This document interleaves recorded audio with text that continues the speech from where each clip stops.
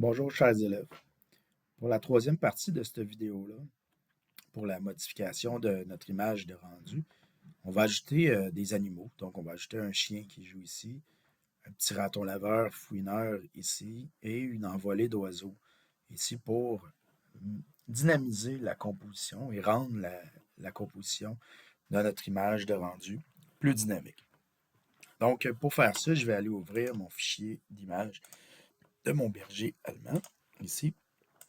Et je vais vous montrer une autre méthode pour venir intégrer le calque directement dans l'autre projet. Donc ici, j'ai sorti ma fenêtre de mon projet. Et ce que je vais faire, je vais tout simplement venir glisser le calque dans l'autre projet ici. Et ça va venir ajouter le calque du berger allemand ici. Je sélectionne mon calque, je fais l'outil de déplacer qui est V au clavier. Et je vais pouvoir venir mettre à l'échelle le berger allemand. Comme vous voyez ici, j'ai des petits X qui apparaissent sur mes clés d'ajustement. Dans le fond, ça m'indique que mon calque est verrouillé. Je vais venir déverrouiller mon calque et à ce moment-là, je vais pouvoir venir mettre à l'échelle le chien ici. Venir mettre le chien à une échelle à peu près comme ça ici. Ça ressemble à un chien qui a une bonne dimension par rapport au personnage et à la maison. Et on voit qu'il joue avec une balle. Donc, on va venir renommer notre calque. On va l'appeler berger allemand. Et encore là, ce qu'on va faire, c'est qu'on va venir ajouter un effet de transparence, donc à 80% environ. Puis, on va venir se mettre un filtre gaussien sur notre calque ici, afin de mieux l'intégrer pour qu'il y ait un peu de l'air moins flou, un peu moins bien intégré. Donc, à peu près à 2 pixels, 0,2 pixels, et je vais faire fermer. Je vais venir aussi ajouter, de la même façon que j'ai fait l'ombrage pour le personnage ici, le même ombrage ici, de façon à ce qu'il soit un peu mieux intégré. Donc, je vais venir dupliquer mon calque. Je vais venir faire CTRL-C, CTRL-V. Et lui qui est ici, je vais venir ajouter un effet de réglage TSL, pour venir enlever la luminosité. Là, comme vous remarquez, l'effet de réglage s'ajoute à l'ensemble de la composition. Et je vais venir l'appliquer seulement à mon calque ici, que je vais venir renommer ombrage berger. Encore là, ici, comme j'ai fait dans la première vidéo avec le personnage, je vais venir déformer le calque ici pour donner un effet de perspective à l'ombrage.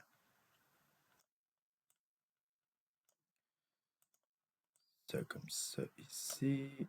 On va ajuster l'ombrage de façon à ce que l'ombrage de la balle soit environ comme ça ici. Ça, on va venir le mettre de cette manière-là. On va venir tourner l'angle ici, pour que ça a l'air un peu plus réaliste. Et finalement, on va faire le dernier point, qui est comme ça ici.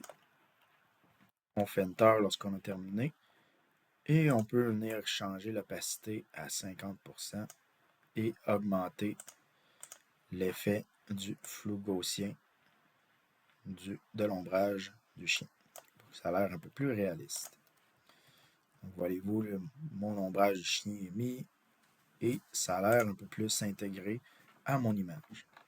Maintenant, on va venir ajouter un effet d'oiseau ici, d'envolée d'oiseau. Donc, on va venir ouvrir notre fichier d'oiseau et l'outil V, CTRL-C, je retourne sur mon projet, CTRL-V, et j'ai mes oiseaux qui sont ici. Je vais venir changer leur échelle de manière à ce qu'ils s'intègrent ici.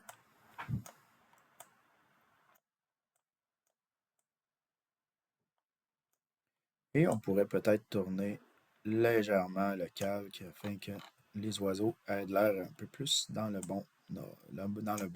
bonne direction.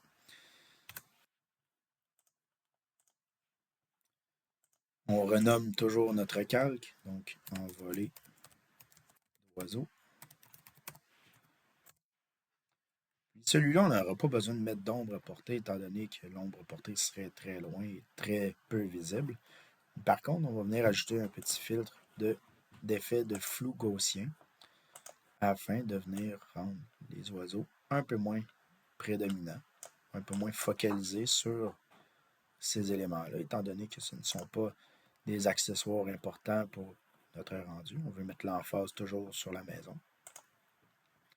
Et ensuite, on va venir ajouter notre petit raton laveur ici, un peu fouineur, mais celui-ci, on va venir intégrer un nouvel élément qui est le masque de calque. Donc, on va venir appliquer on va venir enlever de la matière sans détruire l'image. Parce qu'il y a deux manières de modifier des images.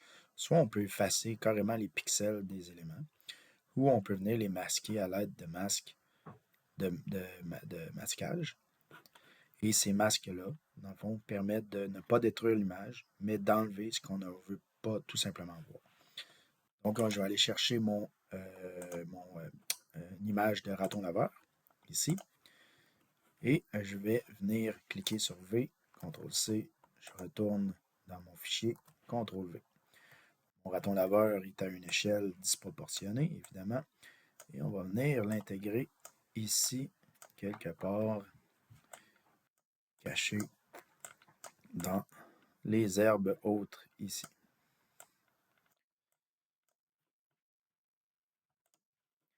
Maintenant, le raton laveur, on va lui donner un nom pour le calque, raton laveur.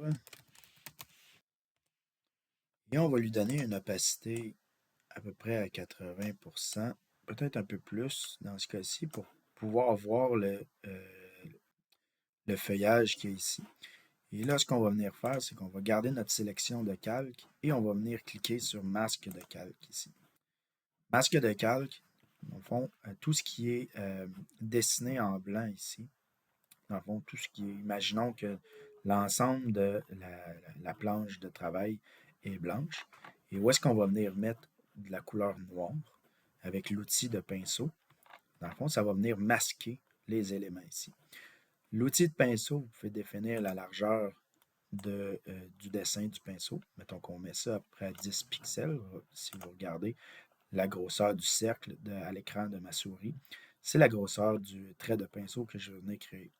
Ici, l'opacité, on peut venir mettre ça à 100%, ou on peut venir jouer un peu. Ça va être vraiment la quantité un peu comme le calque ici, dans le fond, ça va vraiment venir mettre un trait de couleur, à ce moment-ci noir, mais qui va être transparent.